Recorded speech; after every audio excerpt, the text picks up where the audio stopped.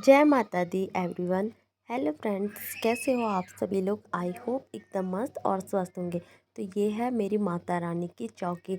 और इस बार मैंने कलश स्थापना की थी, साथ ही साथ हरियाली भी बोई हुई थी। और हरियाली देखिए हमारी कितनी खूबसूरत और अच्छे से जमी हुई है।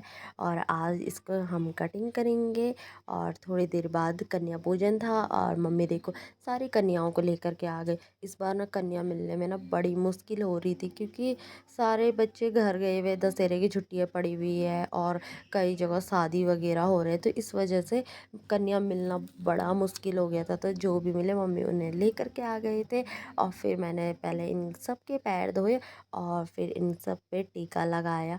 और इस बार वैसे मैं अकेली हूँ, कोई है नहीं, सिर्फ मम्मी मैं हैं, डॉली लोग भी सब घर गए हुए हैं। तो बच्चे ढूंढने में भी ना तो थोड़ी आफत आ रही थी। अगर साथ में कोई रहता ना तो तब ये होता कि कोई ढूंढने के लिए जाता, कोई कुछ काम करता। तो खाना भी बनाना था मुझे, फिर साथ ही साथ बच्चों को भी ढूंढना था, तो बहुत सारे काम हो गए थे एक साथ ही। तो मैंने कहा चलो ठीक है, मैनेज हो जाएगा, माता रानी की कृपा है, सब कुछ अच्छे से हो गया था।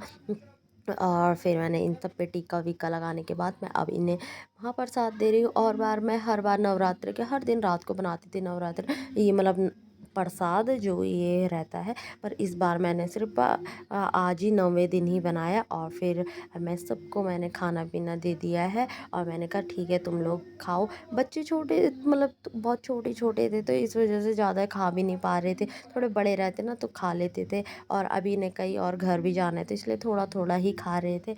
और फिर बाद में बारी आए इन सबको कुछ न कुछ देने की। तो एक भैरव भी हमारे साथ बैठे हुए थे, तो मैंने इनको एक रुमाल दे दिया है और साथ साथ दक्षिणा दे दी है। और इन सब बच्चों को बैठाने के लिए ना यार कितनी कोशिश करनी पड़ी इन सबको बैठाने के लिए। पहले मैंने इन्हें कहा कि ठीक है तुम सब बैठे रहोगे ना तो मैं तुम्हें चॉकलेट दूंगी।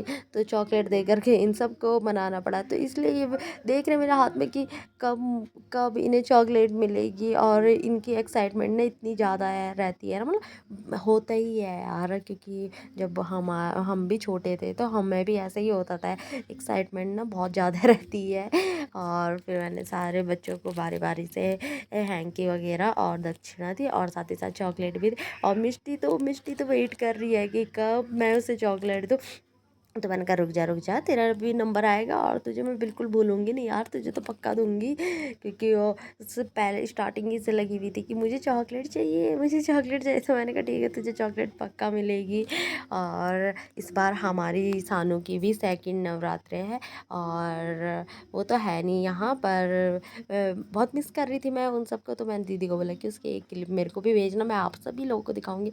देखो वो भी गई थी कहीं ये नवरात्रा पूजन में। और देखिए दीदी ने इसके पैरों में आलता लगा रही है, क्योंकि आज सच में वैसे माता रानी के पैर में ना आलता लगाया जाता है। और देखो हमारी माता रानी इतनी छोटी है और देखो चुपचाप बैठी हुई है। मतलब वैसे तो ये इधर उधर बहुत जाती रहती है, पर आज बिल्कुल इधर उधर हिल नहीं रही और चुपचाप बैठी हुई है और अच्छे से आलता लगाने दे रही है। और इसके पैर में ना इतने खूबसूरत लगे, सच में यार बच्चों के पैरों में ना बहुत सुंदर लगते हैं। तो इसी के साथ मैं मिलती हूँ आपको नेक्स्ट ब्लॉग में। Bye, love you all.